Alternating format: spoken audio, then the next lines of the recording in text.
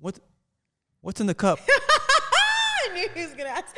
He's like, let me ask. You said we were gonna toast or cheers to we're it, gonna do a cheers to this white wine. but how are we gonna cheers when there's only one cup? Well, I figured that you'd have some goods. That's a good idea. I think I'm gonna have some wine the next time Qimmah comes by. It's a nice little vibe, loosen up a little bit. Yeah, I mean, I'm a little cold. That would help right about now. Yeah, warm your inside. So you got some white wine and some lemonade. Interesting combination. You're so funny. You had to ask me, didn't he? No, this is mine. I don't even know. I'm nosy. I don't even know whose those are. I got a lot of questions. Water. Why haven't we trained? I don't know. We're going to. I already know we are. It's inevitable. Yeah, it's a small town. Where are you, though? Where are you training at? I'm in Hollywood. But I see you're in like a red gym, but it's not. I don't recognize it. Stronghouse Fitness. Oh, okay. Everyone talks about it. Yeah, you got to stop by. Yeah, I would love to. Hey, you didn't invite me. That's why we haven't worked. I mean, you're a hard person to reach. I had to make an appointment with your assistant. I mean, that's a good thing. If you're busy and booked and busy. Yeah, I'm very busy, but I'm like a huge planner. As long as we plan it, I can make it happen.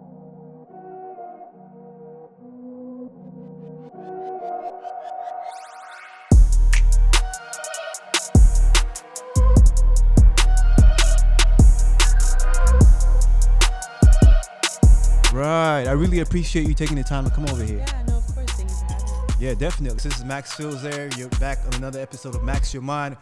We got Qimmah in the building. Shout out to Qimmah. Shout out to your mom. Did she approve this? Yeah, she approves it. She would have come, but she's busy. She's got a lot on her plate. We're running it together, and it's been wild, but I'll speak for her and myself. You're beautiful, and your mom is beautiful as well. Thank you. Like, I've never seen her before. I guess it's because I haven't stalked you as much as I did before this episode. Well, yeah, she's basically like my twin. I mean, she's a thicker, older woman, but she looks like me. It's crazy. My bad, go ahead. A lot of the stuff I know is because of her, so we kind of mirror each other in that way. That's what's up.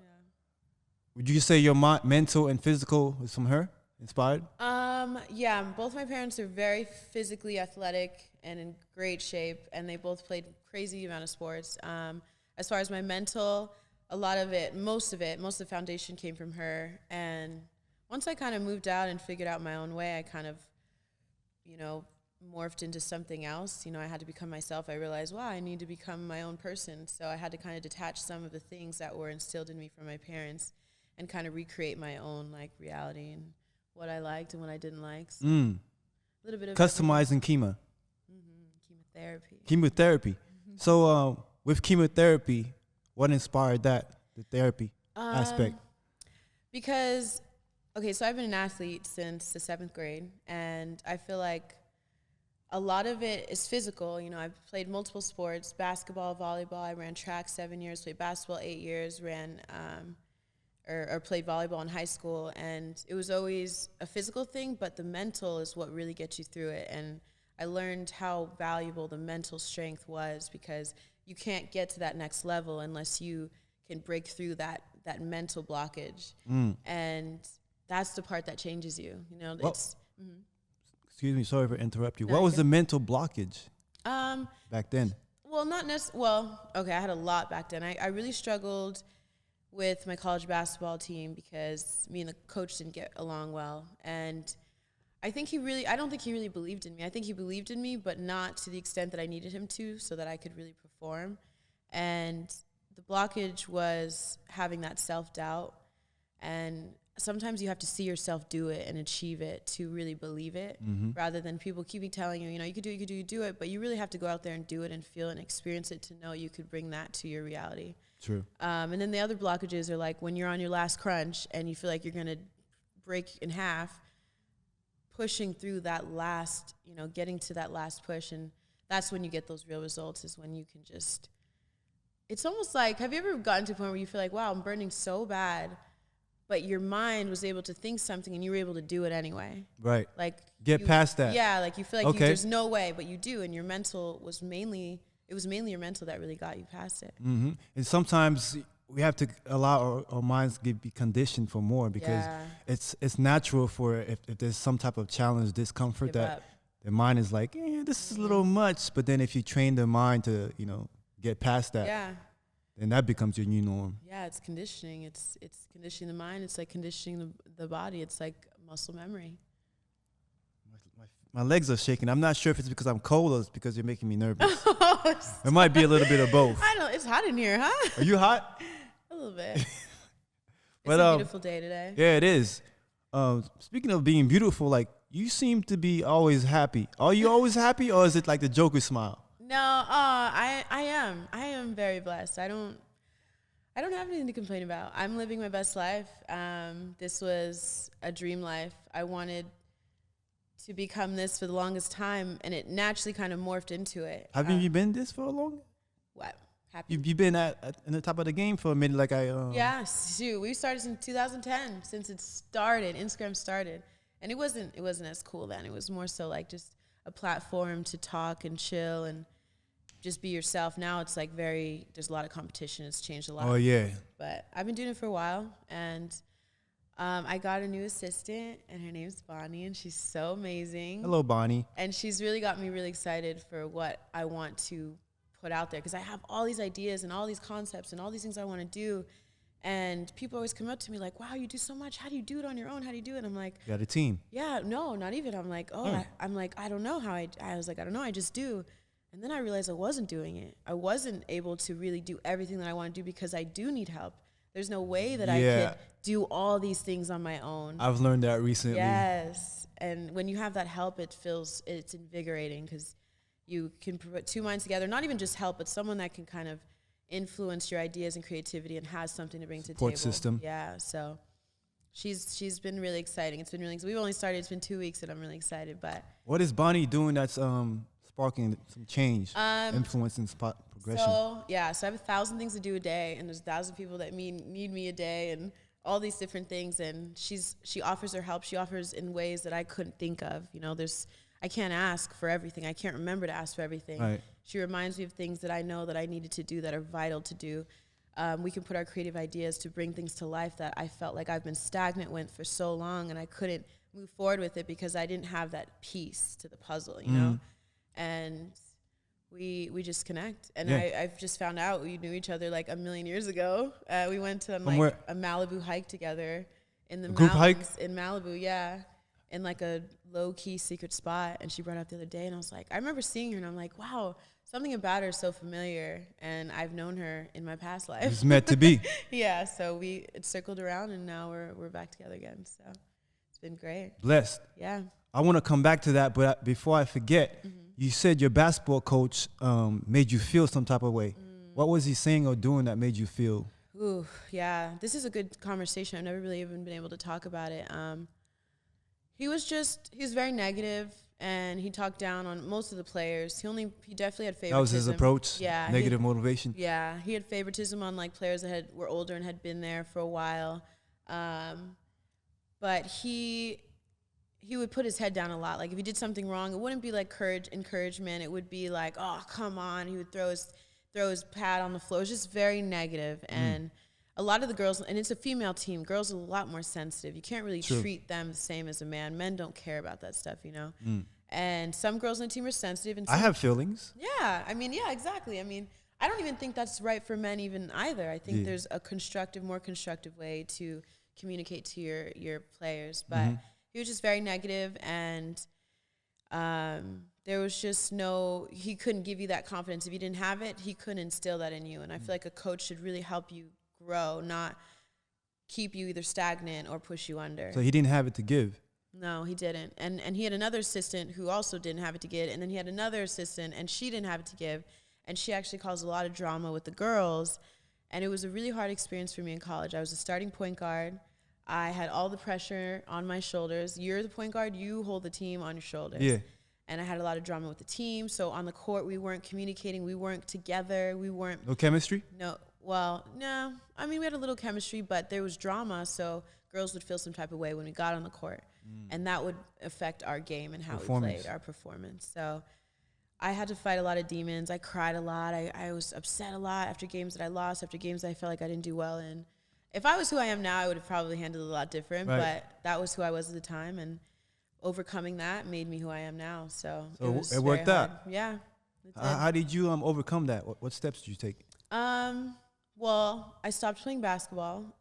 It was a passion for mine for a long time. I wanted to go to the WNBA. It was something that I wanted to do, but I realized I didn't want to be a slave to basketball. I knew I'm like a butterfly. So when I found out how many years you'd have to go to school, how many years you'd have to do this and that, and then I knew a lot of girls on the Sparks team and you know, big teams where, you know, you're in the WNBA. Oh, you were serious? Yeah, I was serious. I really wanted to. And girls basketball doesn't get that much traction, not that much attention. That's one. Then all the school that comes with it. School's cool, but I didn't learn what I needed to learn in school, and I knew that at a young age. And I already started social media in college. What do you mean by that? I don't know. I just feel like I didn't use a lot of the stuff that I learned in school, and I've had to teach myself mostly everything once I graduated. So what you learned in school wasn't teaching you about life? Yeah, it just wasn't real enough. It was very like superficial. Like I needed to learn how to pay bills and survive, and what do I do in this situation if this happens? Like real life stuff. Financial literacy. Yeah, financial literacy. I moved out and was just like, what do I do? Now, obviously, you have your parents for guidance a little bit, but there was just a lot of things that I didn't use from school. So I felt like if I was going to go 6 more years, I'd get out at 28. What am I going to miss? And to play basketball. So when I started Instagram, I was getting invited to like Kevin Durant's fundraising events, basketball events, different events where I could play for fun and get paid and not have to go to school. That's amazing. So I was like, you know what? This is something I want to do. I want to enjoy the sport. I don't want it to be a chore. I don't want it to be, you know, something that's bogging me down. I want it to be exciting. Mm-hmm. So I am a butterfly. I knew that if I played in the WNBA, I would be a slave to the game and to school, and I wouldn't be able to just really grow into who I wanted to be. I like change. I like excitement and thrill and different things that change, you know, just things changing. And I don't want to be a robot. Yeah, I think it's very important to be careful not you know, when you have a passion about something and then like you go into an institution and then the way they have things set up defeats the purpose of why you got into it in the first place. You got, even in the fitness industry, you got to watch out for that. Yeah, it kills the spirit. It's like one person can kill it for everyone. It's like what they always say is one person can ruin it for the whole everyone. So yeah, I'm glad I didn't, because then I was able to get paid and play. I got to play for fun, and I got to really just enjoy it and not feel all that pressure and just kind of go with the flow. I don't play anymore. I probably should get back into it, but I don't know. When was the last time you played basketball? Man, forever ago. Years. Well, you worried you're going to get dunked on, or what was the issue? No. I mean, I am only 5'4", okay? Still, competition's competition. Yeah, but no, I just gotten into other things, and I haven't really found. I started a female league after college, Instagram league, the Basketball Beauties thing. Okay. You remember that? Did you hear about that? Did you play in it? Yeah, I played in it for a little bit. I was never invited to anything she's done. Why are you trying to make me feel bad? My bad. But no, it was just a little league that they started. Jude and a few of them started. And there was just so much drama. It was just like, I'm a drama-free person. I don't want to be around it. I don't care to be around it. I'm not going to jump into it. I'll just be like, you know what, I'm just going to go. What was the drama you experienced with the league? Just women are competitive. You know, it's always competition, whether it's followers, fame, beauty, skill, ability, whatever it is. It's not something that I want to just do every day, you know? Right. And I feel like I'm like a huge energy person. I feel like I can connect and I could feel different energies very easily. And if I'm going to go to a place every day and the energy's off every time, why am I going? Like, it makes me uncomfortable. Right. So I would just remove myself. And it serves me. It always serves me to do that. Because like basketball is like group. Yeah. Okay, got you. You have to deal with different personalities. Yeah, like I like track. Track was great because it's you. You either get to the finish line or you don't. What event? I love the 200. I love the 200 because the 100 was too short for me. I felt like I had enough time to get that straightaway or get the curve and then get the straightaway. With the 100, you only get that one straightaway. So I love the 2. I had a relay team for the 4x1, and I did the 4x4, which was the deadliest race of all. What about the mile? No. You can't see me for the mile. I don't like it. We had to run it enough in college, and I went to college in the desert, so I just Where at? Where'd you go to school? COC in Valencia. Valencia. So College you're from California. Yeah. Well, I was born in New York, raised here, so I'm a Cali girl. Born in New York, raised here. You don't like New York? I was like 5 when I left. If I think about it now, would I go back and live there? No. Would I go and visit? Yeah. Do I like the cold? No. Do I like the sun, summer, Cali Beach, Southern California weather? Yes. Yeah, like born in Haiti, grew up in South Florida, so. Oh, wow. I'm like, I need the sun. How long you been here? I've been in LA since 2009. Oh, wow. Okay. For a little bit. It's home now, but yeah, family's in South Florida, so that's still. You go back and forth. Yeah, definitely. So you still running? You still run? Like track? Yeah. I'll do like collabs and stuff for fun, athletic stuff. I should start running. I have some ideas for me and Bonnie to do that I can kind of get back into that and show the world my speed and my ability, because I still do have a little bit of it. But I do want to train again. That was when my legs were like the most defined and shredded when I was sprinting. More than now. I remember this one picture. I'm definitely I'm gonna pop it up. This one picture that went viral. It's like one of your first pictures that went viral. Oh, holding the weights in the garage. Yeah. Yo, I was What'd you shoot that? Where or what? When? Oh man, I must have been in high school. Man, that picture killed the game. Yeah, it went viral. It did. It was like, this is a strong, powerful female athlete. That's just like. And I was just like, oh, my. And it was crazy. You're still about that life. Yeah, I love it. I got bullied and torn down because from of that? left to right for being muscular, let alone being the only African American woman in the school. I went to all private Christian Catholic, predominantly white schools, and I was maybe one of 2 black women, and I had muscles, and I was just very petite and lean, so I dealt with a lot of bullying. They called me muscle head, muscle girl, muscle man, Superman,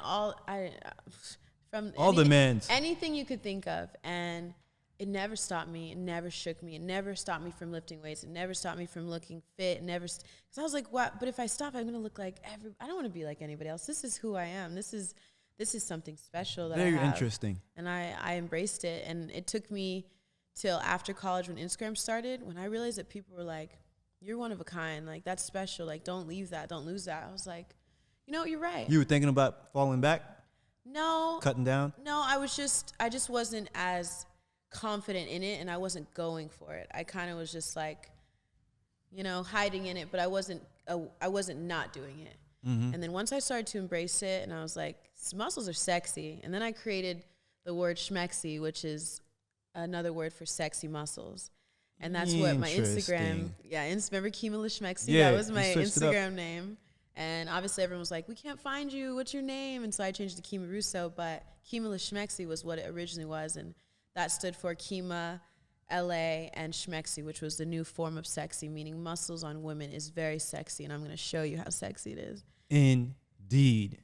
Yeah. Like when people were picking on you at school, did it bother you? Yeah, it was, there was 1,000 other things on top of that too, and so that just was another cherry on top. I wasn't like crying, or it wasn't like tearing me down, but it was more so something that I couldn't get out of my mind. I wouldn't forget, and there would be days that I would hide my arms, or there'd be days where I would wear sweaters more often than others, but yeah. How'd you overcome it? Like, what was the progression of how you got stronger? What's crazy is the people who support me, Instagram helped me, like my fans, people Feedback, who were really positive behind me, reinforcement. like everyone I was around before Instagram, they were making it seem like it was very unliked and no one liked it. And so when I got on social media and there was people coming around like, you're an anomaly, you're something special, keep that. I was like, wow, not everybody doesn't like this. This isn't, I felt like it was, when society creates this belief system, like, only tall, skinny models can go on the runway, and only certain girls that look like this can do this. I literally wanted to create. That wasn't even the demand. I mean, that's not even like what. Yeah, well, like I'm not ever gonna be a Victoria's Secret model. Like I'm not tall enough. I'm not lean enough. I'm too thick. I'm too muscular. Like I could never be that. So I feel like I wanted to create my own new societal belief about women that have muscles, And however became it is I just embraced it. And it's not that I just embraced, get muscle, you need to be muscular like me and you need to embrace it. I taught myself and other women to embrace whoever you are, because society is always going to say something about what's right and wrong. So, trying to put you in a box. Yeah, like just go for it, because I'm sitting here with muscles as a black woman, and it's hated already. You know, a female having muscles is already frowned upon. Oh, it's too masculine, don't do that. And then I'm a black woman with that. I could have crawled into a ball and shut down, but instead I was like, you know, I'm going to embrace this. This is who I am, and maybe I can get other people to embrace who they are. Maybe they don't have muscles, but maybe they have something else that's not positive or to society, or is not very liked. And I don't know, when you embrace that, it's a different feeling. You just feel so powerful. And then you have people that stand behind it, and you're just like, wow, I brought this to life. I did something that most people thought that couldn't happen, couldn't be done, you know. Yeah, you've changed the game, and you're still changing the game. And as your brand continues to grow, I think more visibility, more people will see it and be positively influenced. Yeah. So you mentioned being a black woman, the industry, and in life in general. Like, how have you experienced some issues, some obstacles? Oh yeah. I want to hear all about it. Yeah, it's different. It's different. Well, with social media, it's different. I see it like this. I think as a black woman, you can't get away with as much. A lot of black women feel like they have to do more to get what everyone else is getting, and it kind of puts them in this box. And I feel like it's always been that way, obviously. You know, there's a lot that we've had to deal with. It's the world we live in. Yeah, it's the world we live in. And, you know, it's been challenging, not even just as a black woman. I mean, I don't even know if it's being black, if it's having muscles. I have both of those things, and both of those things are kind of like not a very, you know. So you're always welcome. I'm always gambling with those two. Like if I'm working or trying to work with a clothing company, I don't know if it's because of my color or if it's because of my muscles that they're not interested. I remember there was this bikini brand called Bounty LA, and it's all white girls. The bottoms? Yeah, bikinis. All white bikinis. girls. They asked me to come one day. I did a shoot. Never called me back, never talked to me again. And I went on their page. There was not one minority on the entire page. And that's pretty crazy, right? Like female is only one race. Like, that's crazy. Like, wouldn't you want your brand to encompass everyone, you know, and make everyone feel like they can wear it and do it and rock it? That would be wise. Yeah. But you know what, while you speak about, you know, the fact that they didn't have any black women on there, I just thought, like, why not you start something? Or why not have, you know, one of your sisters start a brand and you guys support that? Yeah. Because it's cool to be, you know, be sponsored and all that. But me personally, I've invested way too much in building sponsors brand. Oh, yeah. Because that's what we do as athletes. This was like 5-6 years ago, yeah. And I've done that over time, and I learned that. You're right. I did learn to create my own brand, and working for everyone else it's cool at the beginning, and it's good. Yeah, and but it's a partnership, which is important. But yeah, I'm like, you still got to make sure you're building you. That's the goal. Is I want my own brand. It's going to be called Qimmah, and there's going to be nothing like it. I mean, I don't know any Qimmahs. Do you know any other Qimmahs? I don't. Do you know any other Qimmahs? The name, the look, the sound. Like, I've been watching your stories more often these days, and you're talking, and I'm like, you should have a show. You're very well spoken, and you have something to say. Like, you don't just sound good. Like, what you're saying is like has substance. Thank you. Yeah. So where's the show? It's called the Qimmah Show. It's coming. Stay tuned. All right. Stay tuned. Stay tuned. No, it's coming. I'm excited. I have a lot to talk about. You're right. With fitness, you smile a lot, but you go hard. Like, I don't see weakness on your page. Where's that come from? I mean, I grunt and moan and groan in the gym a lot. When I'm going hard, I'm going hard. Yeah. I do show weakness. I can be a little bit of a complainer. I can complain on sore days and days where I'm like, okay, the people close to you hear it. Yeah, like we don't. No, I feel like I've posted like videos of me like, oh. But you're still smiling doing it. Yeah, because it's like, it's fun. It's like, oh my God, we're killing it. We're doing this together. We're working out, and it hurts, and this is great, and we're trying to go for something. We're shooting for the stars. We're trying to achieve something. And that's exciting, because when it hurts, you know you're getting there. It's like a step there. It's not being like challenged. Yeah, that's the one thing about me, is I love being challenged in life, in relationships, partnerships, in business. I like a challenge. I don't know why, but I definitely thrive more off of challenges than anything else. Speaking of relationships, What's the married life looking like? Married? Yeah, marriage life. Married? Yeah, married. I'm not getting married. Ever? Yeah, no, eventually. I mean, you know, when the time is right, but I'm not. I just got out of about maybe 9 months ago, I got out of a 2-year relationship that was not serving me. And it took me a little longer than I had wanted to figure it out, but everything happens for a reason at the right, most perfect time. So no regrets, can't take it back. It already happened. And I learned a lot. I grew a lot as a woman in that relationship. There was a lot of things I failed in. There was a lot of things that I was successful in. But at this point, I have had so much fun finding myself and so much thrill just being free and being an independent woman and really seeing myself without hearing the negativity from a man that I feel like I thought I loved or cared about. And he's not telling me the things that are making me better, feel better about myself. And I had to let that go because I really truly believed in my potential and who I am and what I could become. And I was allowing him to stop me from doing that. And so would you say that things were out of, because you said finding yourself, like right now you're investing time in finding yourself. Cheers. Oh, is that bad luck, the water? That's bad luck. I mean, that's if you believe in luck and all that. Like, cheers. Cheers. I'm still mad I didn't get a cup of wine or tea, whatever you have in there. Bonnie, we got some in the car. To be continued. To be continued. But you said once you left that relationship, you invested time in finding yourself. Do you feel like that should have happened before the relationship, or what are your thoughts? Honestly, I've had a couple of not so positive relationships that I feel like you kind of have to go through some to really figure out what kind of person you feel like you connect best with. Life. Yeah, like everyone's had those handfuls of bad relationships or things that made them less or kind of made them stagnant. But after him, I made a promise to myself that I was not going to go backwards anymore. I finished with him I'm 27 now. I was maybe 25, 26 when I was done with him. So I feel like there's no more time to waste. You're a woman now. Like, you can't be wasting your time anymore. If that's how you value yourself, then that's the reality that you're going to get. So create the reality that you feel like you're worth by the decisions that you make. And I felt like I was in such a dark place. And then I was just like, I'm free. I felt so good being free. And that's when I realized it was not good for me. I realized maybe he wasn't like a horrible guy, but he had a lot of baggage, and it was just not where I wanted to go. And I knew that as much as he said, oh, it's all about me and me, I realized that, yeah, it is. This is my life. And if this doesn't serve me in the best way possible, then I can't live this with you. I believe you have to be selfish. Yeah. So you could become selfless. Yeah. So like there's an order for that.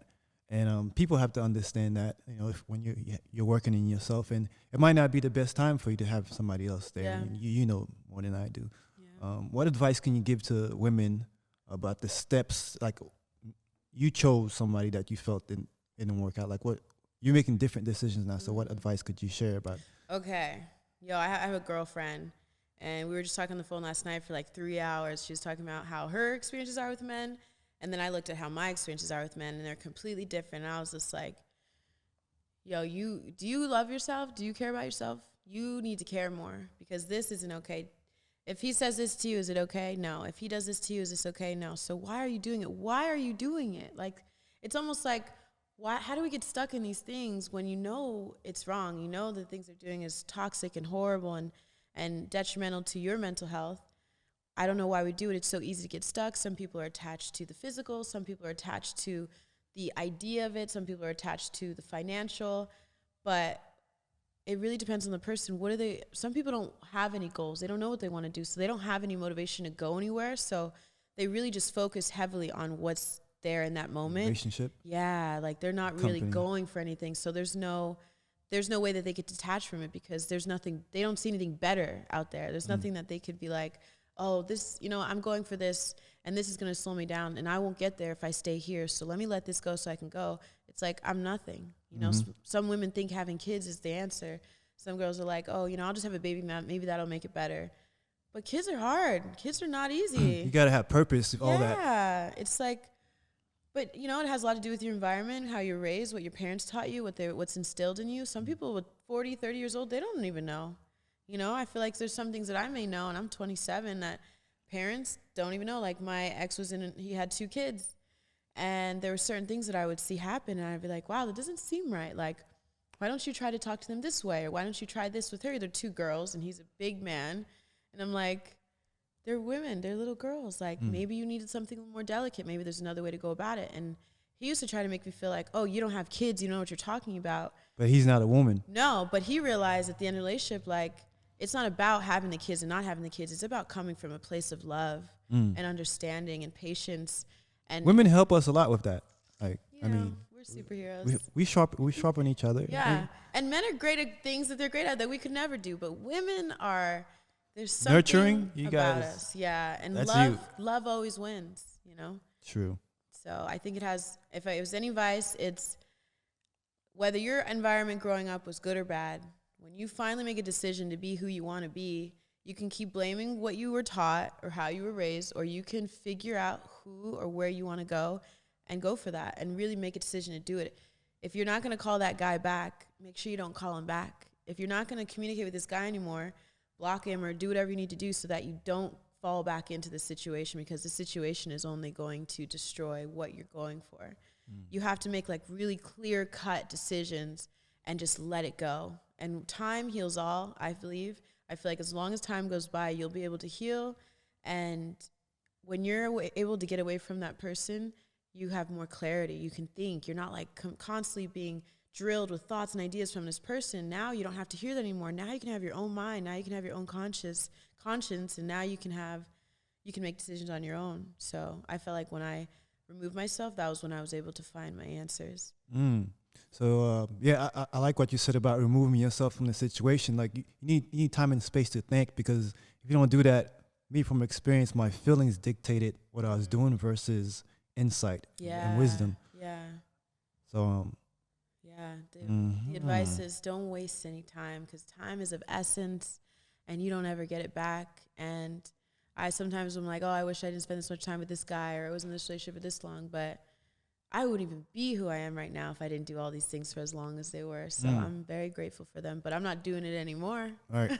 It sounds like personal development and discipline. You know? It's easier said than done, but it's like if you don't invest the time with those prerequisites, like you're gonna have to deal with it later on anyways. I met someone, and we're not together. I'm still single, but I met someone, and I remember getting out of a last relationship. I was like, I want someone loving, kind, patient, understanding, and respectful. And I manifested that. I made sure that I went through the, no.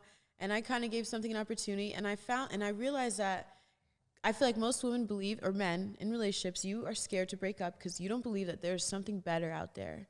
And so when I've let go and realized and met someone that was better, I realized there is better. There's no way that there's over 7 billion people in the world, and there's no one better than the one that's making you feel miserable. Right. And people have to get that out of their head. Like, you will find something. There's always something. But you have to be in the right frame of mind, and the alignment has to be right, and you have to know what you want so you can think it every day and manifest it and make it your reality. And Very that's true. what I did. I met someone he was younger. Wasn't a grown older man. The guy was older. I was like, oh, maybe if I go older, they'll know. Age is just a number. It's about how you were raised, your environment, and who you want to choose to become. And he was a breath of fresh air. He's kind, respectful. I couldn't imagine him ever yelling, disrespecting me. Just really light. And I needed that. I needed that to get back to myself again, because I felt like I had lost that with the darkness of the dark man. Wait. He was so dark. Darker than me? No, not color. Just that was a joke. His life. His life was dark. But what you said about the fear of not finding somebody else, if we stay in toxic relationships, you're holding on to somebody that's not even supposed to be in this space when the right person is like, waiting like, where are you? So I agree. Yeah. I agree with you on that. And so with the potential, how long have you guys been talking? Like what? 2 weeks?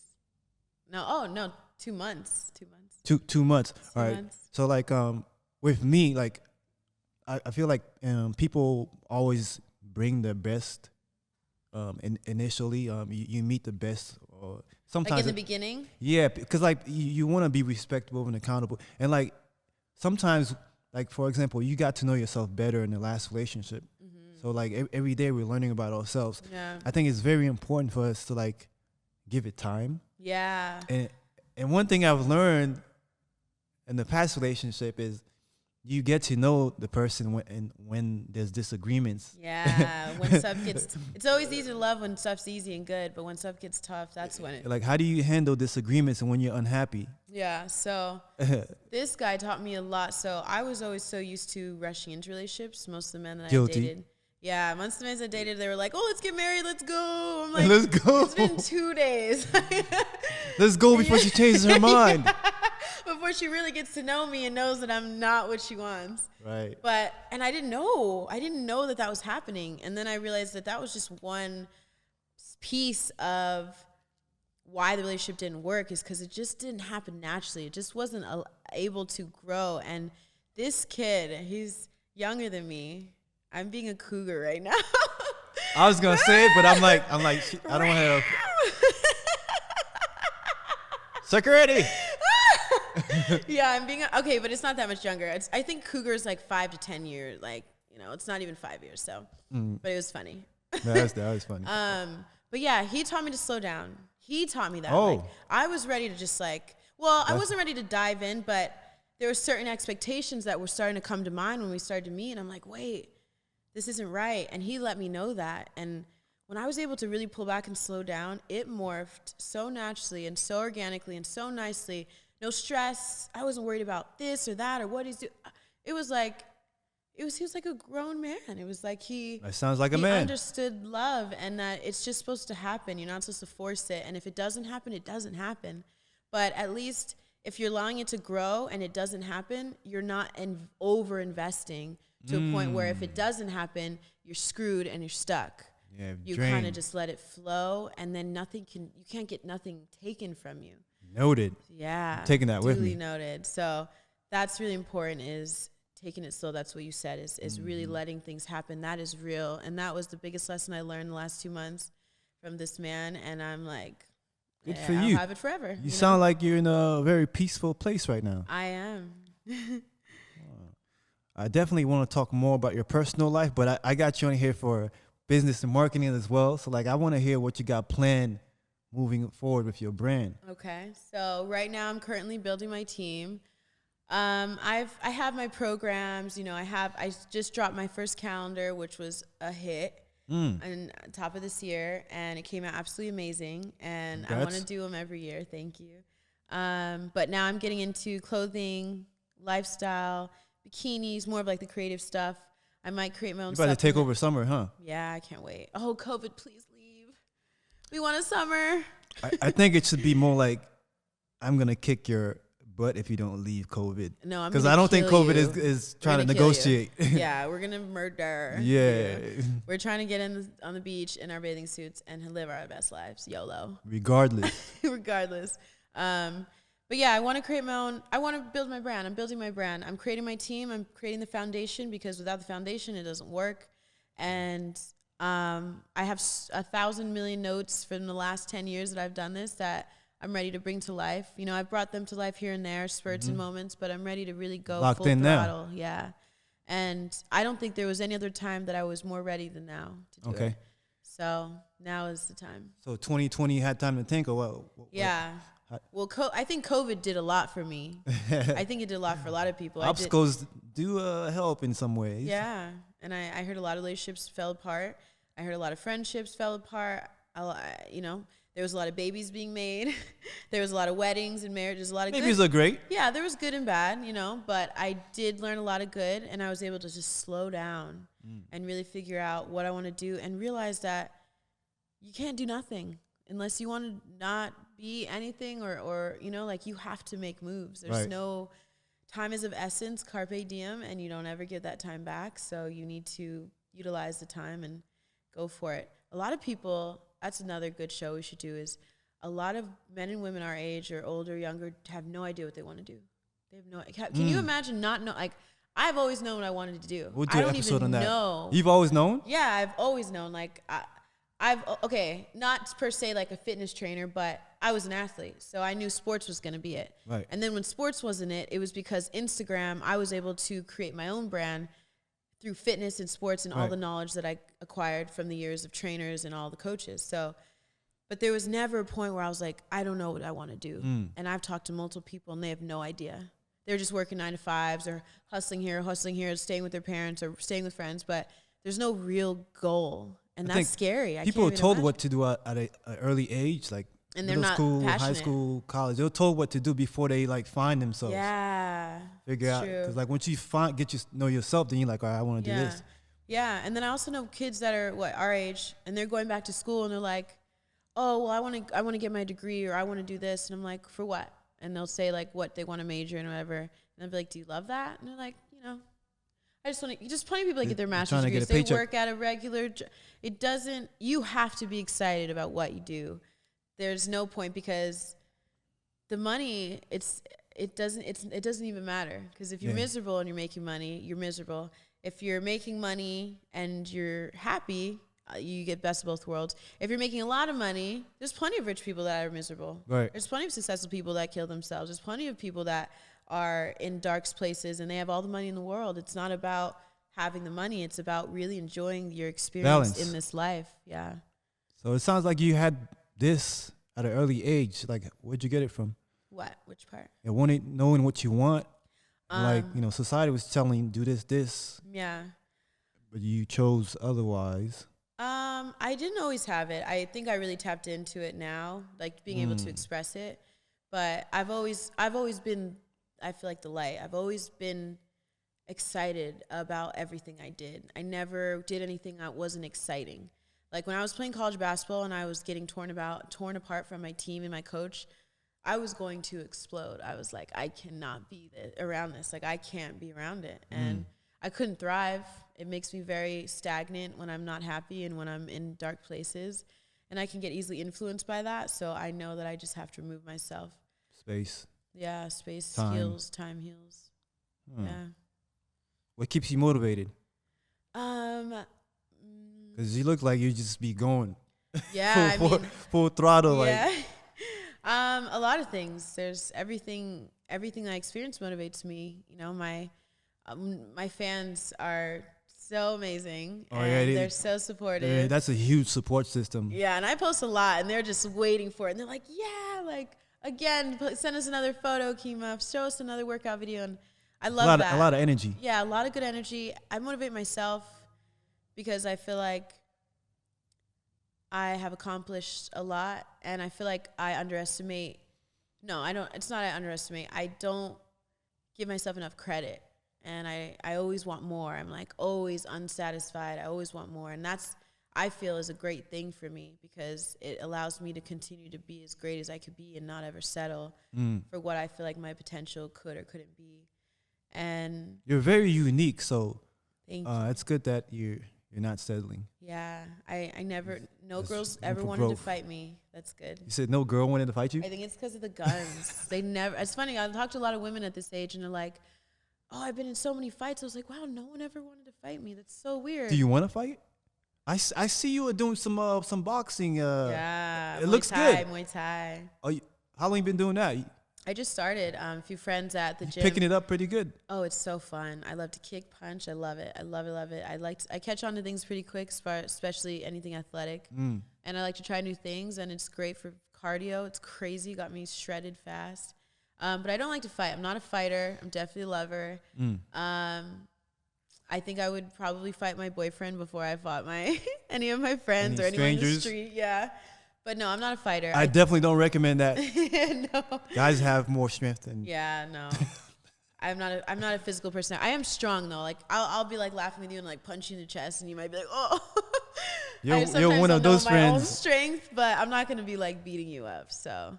I'm not gonna punch a girl in the face. It's horrible. I feel so bad. Yeah. I don't know. I mean, unless she earned it. I can't speak on that. I'm a dude. Yeah, you definitely can. Yeah, you should definitely feel bad about that. I don't even think about that. I don't think about hitting dudes. I mean, sometimes, good. But yeah. But guys are different. You guys are just like boing, trigger. Different episode. Yeah. You're always dancing in a. Looks like you got a huge playlist. Like I heard something in your story. I was like, I should. Shazam. No, actually, I was gonna write like, what song is that? I was like, I don't. It's probably got thousands of people asking what song it is. Yeah. But what's music to you? Oh my God, music is everything. I love music. I don't know if it's from being in the gym. I'm like a super headphones. Put the headphones in, get into my world. I love music. My mom is an artist. I don't know if that's where it started.